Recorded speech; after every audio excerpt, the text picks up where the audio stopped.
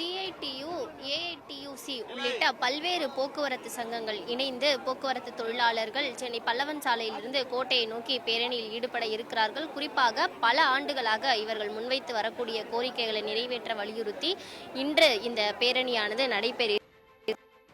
இவர்களது கோரிக்கையை பொறுத்தவரையிலே 15வது ஊதிய ஒப்பந்தத்தை உடனடியாக பேசி முடிக்க வேண்டும்.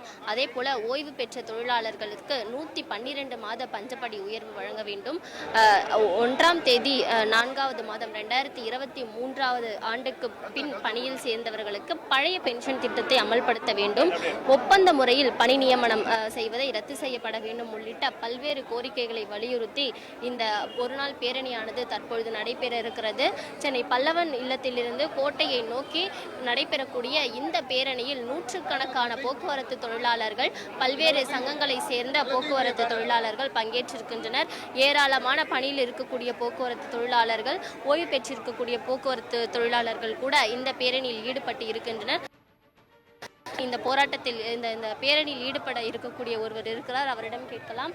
வணக்கம் சார், எத்தனை ஆண்டுகளாக உங்க கோரிக்கைகளை முன்வைத்து வரீங்க? அரசு தரப்புல என்ன தெரிவி இந்த பேரணி என்ன முன்னெடுப்புல நடத்தப்பட இருக்கிறது? கிட்டத்தட்ட இந்த கோரிக்கைகளை முன்னிறுத்தி நாங்கள் போராடி கொண்டு வருகிறோம். இன்னைக்கு பொறுத்தளவு அரசை பொறுத்தளவு நிதி நெருக்கடியில் இருக்கிறோம் என்று கூறிக்கொண்டிருக்கின்றார்கள். 15வது ஊதிய ஒப்பந்தம் 2 கட்டங்களாக பேச்சுவார்த்தை நடத்தி இன்று 1/9/2023 முதல் நடத்தப்பட வேண்டிய பேச்சுவார்த்தை இதுவரைக்கும் நடத்தப்படவில்லை.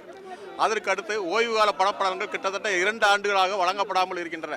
அதே போல அகவலைப்படி உயர்வானது கடந்த ஆட்சியில் நிறுத்தப்பட்டது 10 ஆண்டுகளாக இதுவரைக்கும் வழங்கப்படாமல் இருக்கின்றது.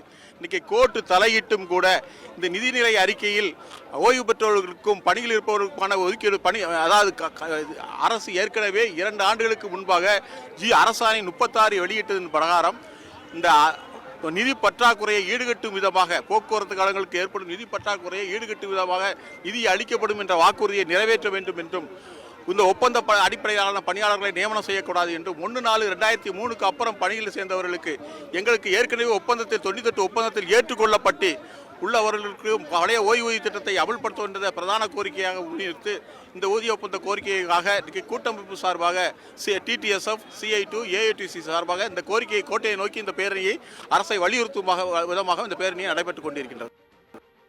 போராட்டக்காரர்கள் தெரிவித்திருக்கிறதாவது, வரக்கூடிய திங்கட்கிழமை இந்த ஆண்டிற்கான பட்ஜெட்டானது துவங்க இருக்கிறது. இந்த பட்ஜெட்டிலாவது இவர்களது கோரிக்கைகள் நிறைவேற்றப்படுவதற்கான ஏதாவது சாத்தியக்கூறுகள் அமைய வேண்டும் எனவும், இவர்களது கோரிக்கை குறித்ததான அறிவிப்பு வெளிவர வேண்டும் எனவும் போராட்டக்காரர்கள் தெரிவித்திருக்கின்றனர்.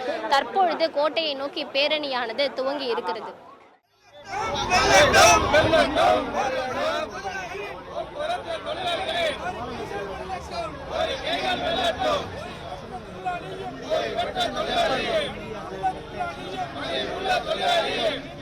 போராட்டம்